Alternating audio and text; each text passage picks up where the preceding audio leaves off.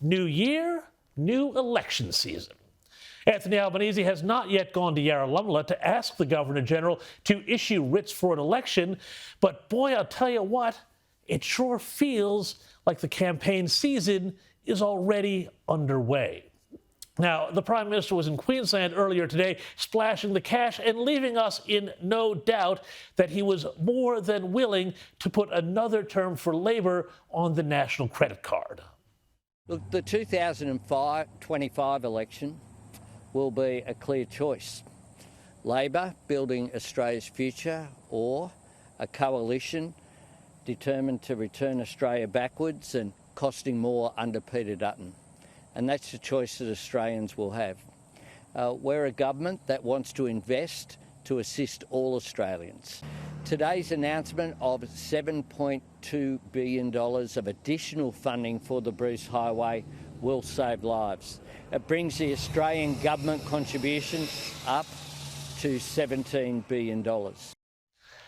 Well, I suppose that's great for people who use that very important highway, and I also have to wonder how many of those infrastructure projects Labor axed back in 2023, which include plenty of other very necessary highway upgrades to carriageways like the Wakehurst Parkway in Sydney, might also be quietly reannounced or reworked.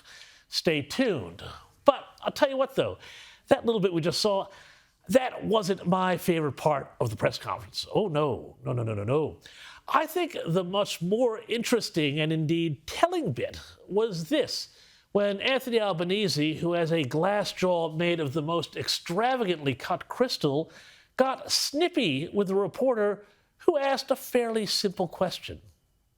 Prime Minister, you're using the slogan, build back better. Did you pinch that from President Joe Biden? We're not. That's not our slogan.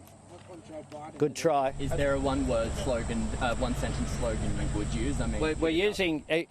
We've done this with backdrops. We've done this with media releases. I did this today again. It is building Australia's future, is our slogan, if you like. It's been there. We've done a launch in Adelaide and then another launch here in Brisbane where we launched our childcare policy. So I'm not sure which LNP member has sent you that question to ask, but they should pay attention, and you should be cautious about just reading out things that are sent from the LNP. Ooh, well, he just seemed really happy there, and there was a lot to unpack in that little answer.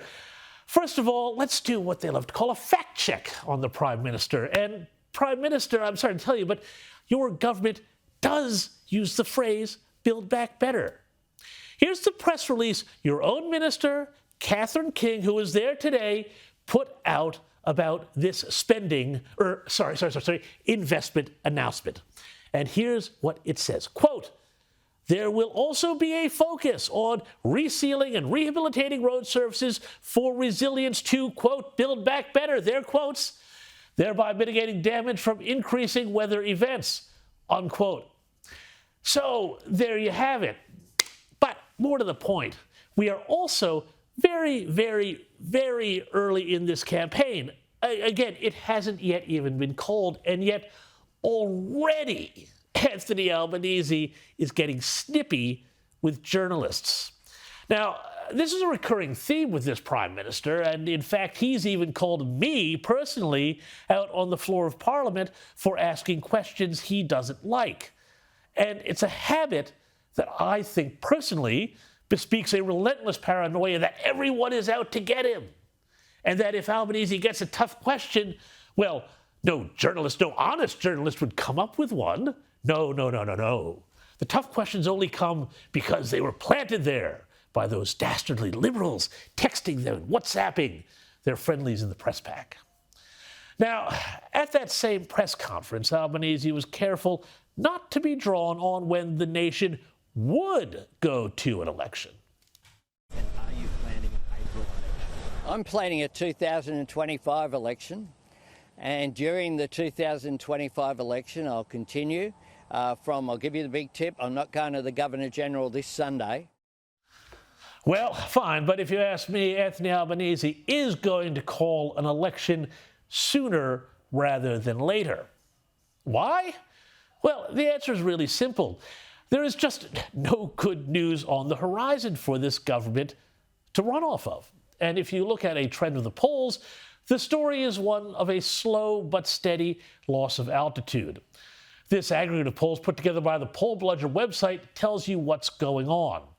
A slow and steady loss of support for Anthony Albanese and Labour, and a slow but steady building of support for Peter Dutton and the coalition.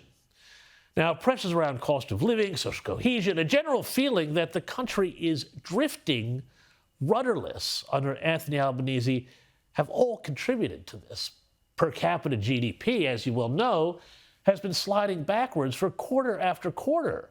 The overall economy is only propped up by immigration. Pretty much all the growth in employment these days has been through the public sector and through the NDIS. Interest rates remain stubbornly high, and the Aussie dollar is in the toilet. Now, in recent weeks, it's been conventional wisdom to say that, well, Labour will win the election, but they'll only hold a minority government. So Labour win, but minority, they've got to do some deals. I'll tell you what, every week that goes by here, I'm less and less convinced. And a little later in the show, a pollster is going to join me to tell us how the coalition might actually wind up doing better than expected. Yes, even in states like the Socialist Republic of Victoria. And the fact of the matter is that the longer this government goes on, the more voters, the more Australians are going to drift further and further away from Labour. That means one thing. All the incentives are there for Anthony Albanese to go early, and certainly to avoid a week of Senate budget estimates in February, to say nothing of having to deal with another grim Jim Chalmernomics budget. Now, my money is the polls we called for April 12, but for the moment, only the Prime Minister knows for sure.